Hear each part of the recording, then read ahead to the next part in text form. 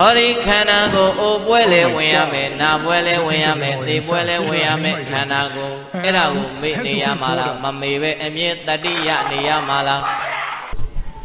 mi twaye ba phit de puggol le ti de puggol prede ye me nede puggol ma me de puggol ga matiya nibbban ko lam nede puggol Asamaပြောခဲ့တဲ့စကားလုံးတွေဟာအလကားပြောခဲ့တာမဟုတ်ဘူးပြိတ္တရေနောက်ပိုင်းမှာချုပ်မိထိမိအောင်